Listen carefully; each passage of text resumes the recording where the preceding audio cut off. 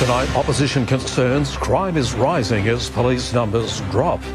A homeless family of 6 forced to live in a tent. The mask mandate to end for airport terminals. And a call for vigilance to stop elder abuse. This is 7 News with Rob Bruff.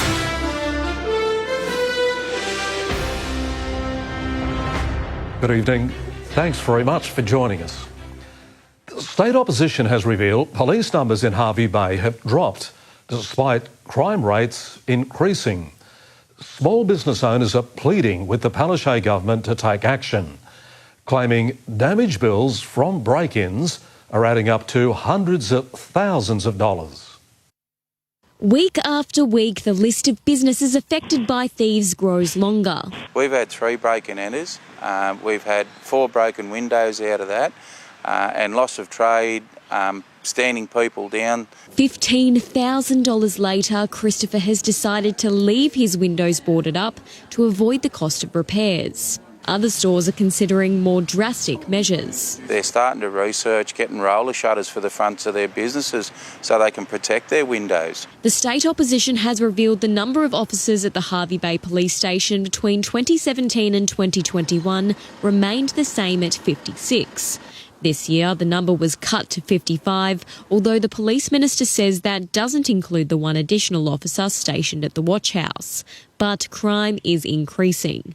Think about the rise in population, think about the rise in crime over the last half a decade, and the state government's response has been to cut the number of police. The LNP has joined local business owners in their plea for immediate action. The Queensland government is soft on crime and victims are being put last. The police minister has responded, stating the Palaszczuk government will deliver a minimum of 150 extra police to the region. That includes Hervey Bay. But there's no word on when they'll arrive. When is enough going to be enough? Tiani Reid, 7 News. A Gympie man has fronted court charged with punching a police officer and stealing a car. Investigators allege TJ St John stole the car parked at a Bly Street business on Friday afternoon. He's accused of running from police the next day and striking an officer in the head during his arrest. The 36-year-old is facing more than a dozen charges and didn't apply for bail in the Gympie Magistrates Court yesterday. He'll return to court on July 11. A Gympie family of 6 have been forced to camp out in the cold while they frantically search for a new home.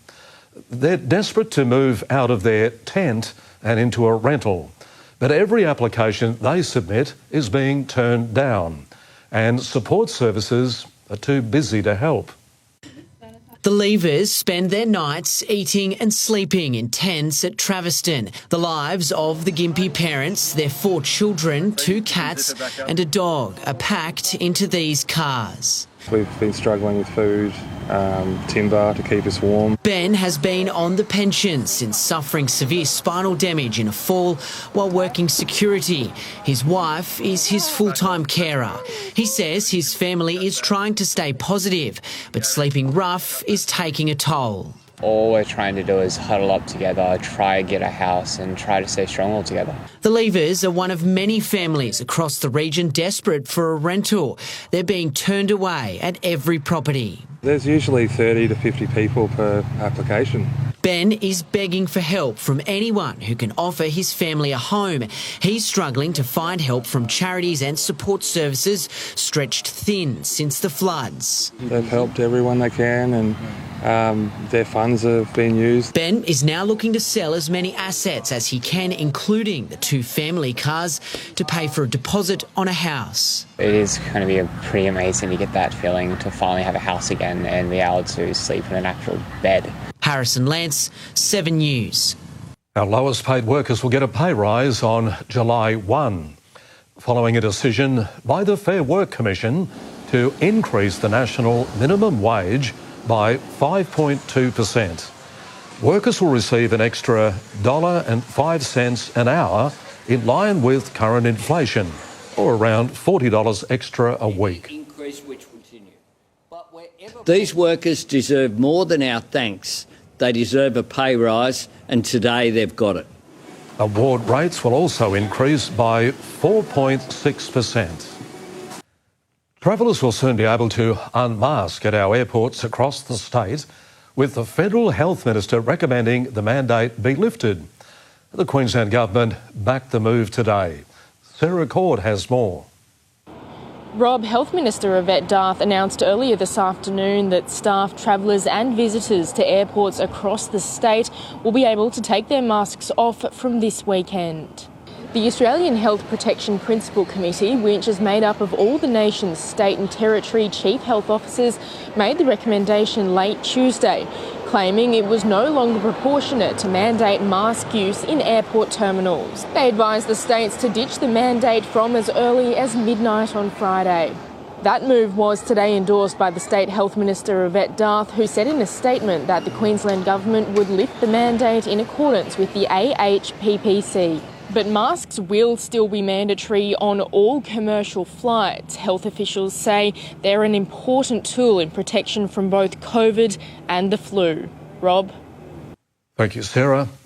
Police are cracking down on dangerous drivers, with hooning offences on the rise. Dozens of people have been charged across our region, and officers are warning motorists to wise up before someone gets hurt. Burning rubber has become a popular pastime for hoons across the state, and the Fraser Coast is not immune to their antics. And they go berserk about 2 o'clock in the morning and you hear them. I've lived where I live for over 20 years, and in the last 6 months it's definitely increased. Wide Bay Police launched Operation Catabactic, targeting dangerous drivers. In just 3 days, 21 people were charged and 73 traffic infringements issued. And it's not just the usual suspects. I've seen family members engaged in street racing on the Fraser Coast. I've seen mothers with children in their vehicles that have committed burnouts. If these drivers behave like criminals, they will be treated like criminals. The punishment can be far worse than just fine. Unfortunately, sometimes these young drivers don't think of the consequences, and that's notwithstanding the risk of serious injury and death as a result of their activities. It's not rocket science. If you do the right thing and you're courteous to everybody else around you, you should arrive at your destination safely. Tiani Reid, 7 News. 1 in 6 older Australians is under threat, often behind closed doors and at the hands of trusted family members. World Elder Abuse Day revealed shocking statistics about the unacceptable treatment of seniors in the grip of financial control, abuse or physical isolation. Aged care workers are rallying together to help elderly people who are trapped in a web of control, often held captive by their own children. They ban them from using the kitchen, or they, put things that lock them in their room. World Elder Abuse Day highlights the harsh reality for around 15% of seniors. Elder abuse can include financial, physical, emotional and or neglect. Relationships Australia says the abuse that's reported is just the tip of the iceberg. Many victims don't know or don't want to believe it could happen. People don't believe that they're experiencing abuse. And if they are, they often find it very difficult to talk about because it's often a trusted relationship, a family member, a neighbour, an associate, a friend. Locals are urged to not turn a blind eye to uncommon behaviour and look for signs of ill treatment. Just being aware that if they're looking anxious or fearful or unable to meet your eyes, or start to say something and then stop. If you or a loved one are experiencing mistreatment, you can reach out to Relationships Australia on 1300 364 277 for help. Sarah Benalik, 7 News.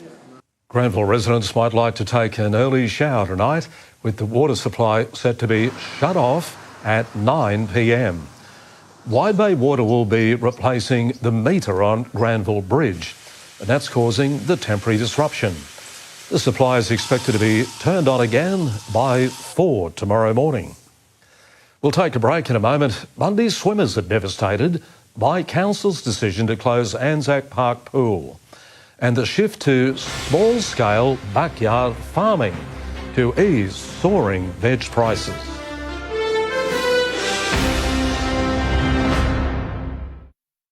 The Wide Bay turns to 7 News to keep up to date on local issues. And we want you to be part of it. If there's something happening in your street, your suburb, we want to know about it. Send us a message or drop us an email. Great having you part of the news, and nice having you with us here on 7. Bundaberg Council has backflipped on its promise to keep Anzac Pool running over the winter, announcing the pool is officially closed for good. The 66-year-old swim centre will be ripped up to make space for the $19 million redevelopment of Anzac Park. It seems time has run out for Bundy petitioners trying to keep Anzac Pool afloat. Bundaberg Regional Council is officially locking the gates to the historic swim centre after 66 years to make space for a major redevelopment of the Bundaberg Riverside precinct. Council was presented with a cost analysis of delaying the project for a further 12 months, and that would be another $1.3 million on top of this project. I'm bitterly disappointed that the council have once again done a backflip when they told us 6 weeks ago that they would keep the pool open for another season. The federal government has given an extra $5 million for the park redevelopment, pushing council's timeline forward. We need to proceed now. Short-term pain for long-term gain. But the pool is more than just swimming laps for Jan Edwards. I trained here as a child. I learned to swim here. Made many lifelong friends. She says pool users will be left high and dry, and the community needs more than one remaining pool in Norville for swimming lessons and physical therapy. Going back to one Olympic-sized pool for probably approximately 3 years until they build the new aquatic centre. But locals aren't quite ready to throw in the towel. We're going to continue to fight until the day that the bulldozers move in. Sarah Benalik, 7 News. The State Mining Group has launched a public campaign running against a proposed rise in royalty taxes. The Queensland Resources Council and mining companies, including BHP, Anglo American and Bravas, have signed a letter to the Premier. It says a rise in taxes would put more pressure on electricity prices and household expenses. People are trying to take back some control as the cost of everyday essentials like fruit and vegetables climb. Veggie gardens are sprouting up across our region as a way to help ease the strain on budgets. Tending to the veggie garden is part of the daily routine for Christine and Michael Thompson. They moved into their home about a year ago, and getting their patch up to scratch was a priority. We mainly grow beetroot, onion, things that we can eat ourselves. Like salads. It's something they've been doing for years, initially to lower grocery costs when their children were younger. When we had children at home, they were always hungry, and so we grew strawberries, tomatoes, things like that, and they'd come home and they'd just raid the garden. Local nurseries have reported an increase in people buying established fruit trees along with seedlings in an attempt to grow their own. So a lot of people are going from having native gardens and that to having edible gardens now in a small space. It comes as the price of produce skyrockets, and even the police are getting in on the gardening action, ordering their own investigation into prices. The tips from experts to grow what suits your climate and your taste buds. You might pay $5 for a punnet of lettuce seedlings or tomato seedlings. That's a long-term investment for your own self as well. Ebony Ablett, 7 News. About the only thing I could grow were turnips and radish. Beautiful. Weeds here, that's all I can grow. All righty, let's get into the sport now. So our Wide Bay Dragon Boat Series, mate, this Sunday, Yeah, it is indeed, Bruffy. Over 100 paddlers will be taking to the waters in Hervey Bay, where the host club, they can't wait to race on their home course. More on that next. And will this 21-year-old be part of history and play in the first South Queensland, North Queensland AFL Women's Rep game?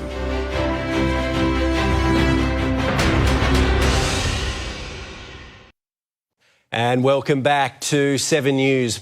Hervey Bay's Gracie Eadie is hoping to be a part of history and make the final cut for the first South Queensland versus North Queensland women's AFL game to be played next month.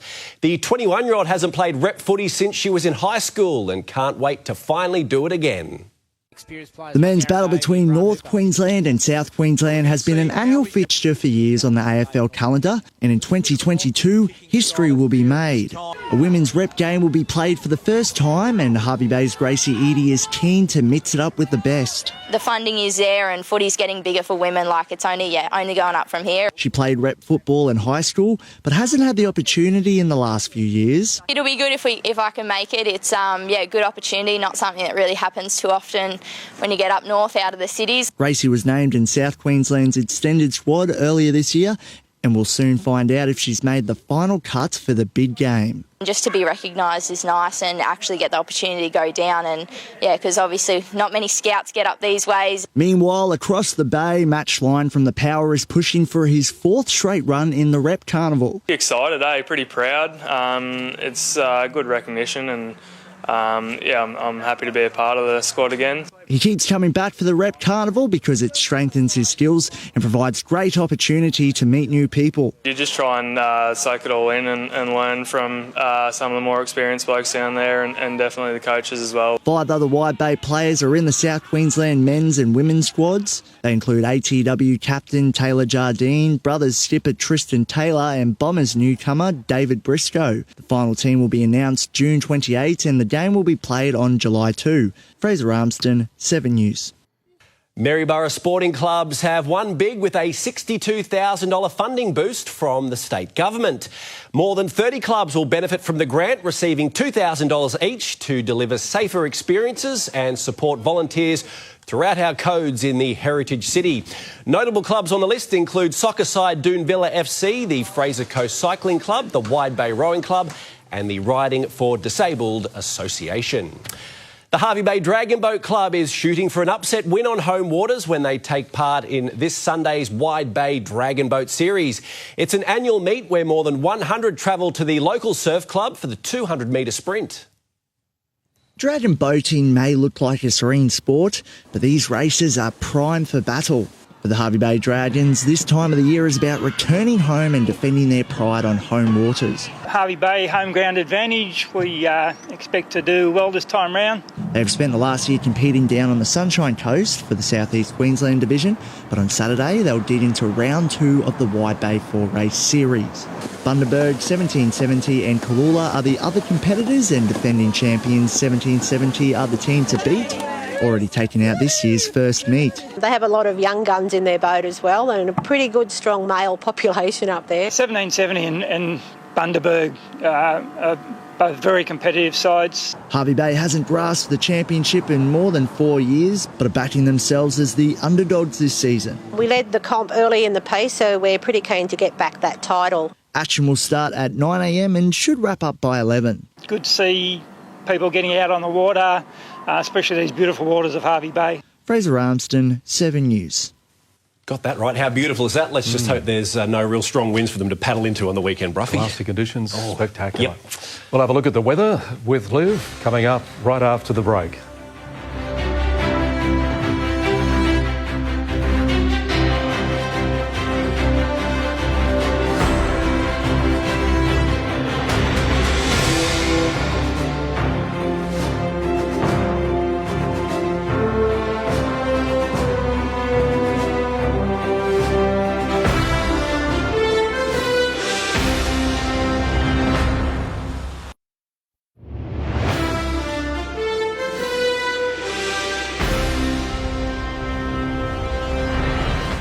G'day, Livio Regano with tonight's weather. Well, the weather pattern that put half of Australia into a week-long deep freeze has now passed, and Queensland's enjoying a well-earned stretch of balmier weather. The ocean trade winds do, of course, bring more cloud than those lip-cracking southerlies, but any showers this week should be very isolated.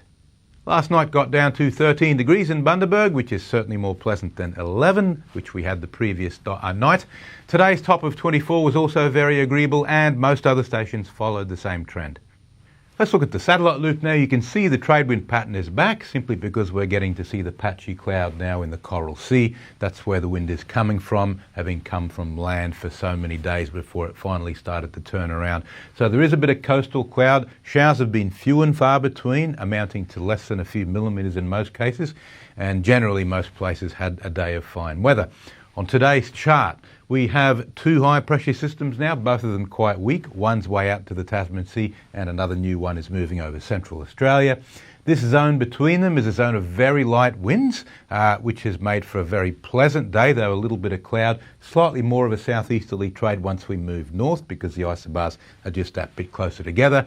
On tomorrow's chart, we're going to wake up to quite a bit of fog in the early morning simply because the isobar pattern is so open and the winds will be light. A very pleasant day though statewide, not that much cloud. On the outlook chart, now we start to see a light southerly change come through as this next high moves over, and by Friday and Saturday that'll bring the temperatures down a little bit. Now the boating forecast for Hervey Bay waters, 10 knots south-southeasterly tomorrow, so very nice boating. Friday just 10 to 15, almost southerly, and then Saturday direct southerly at 15 to 20. Gary offshore waters, very light winds again tomorrow, less than 10 knots. A southerly change on Friday, just a weak one, and Saturday south-southeast 15 to 20 knots. Tomorrow is the last day of really big tides before the moon starts waning and swing starts narrowing. It's the night tide we're most concerned about. The daytime one's just a baby. The Wide Bay Burnett district, some inland fog, but then a mostly sunny day. Bundaberg 14 up to 25 degrees. 25 also for Gympie, Hervey Bay 23 and Maribor 25 again. Looking ahead for Bundaberg, temperatures peaking tomorrow or Friday, then falling a degree or two over the weekend following that weak southerly change. Cloudy at times, but no rain at this stage. And that's all for this evening, my friends. It's been a pleasure once again to have your company. Thank you for watching 7 Local Weather. I will be back tomorrow with more on this chapter. Hope you can join me then. Now it's back to the team.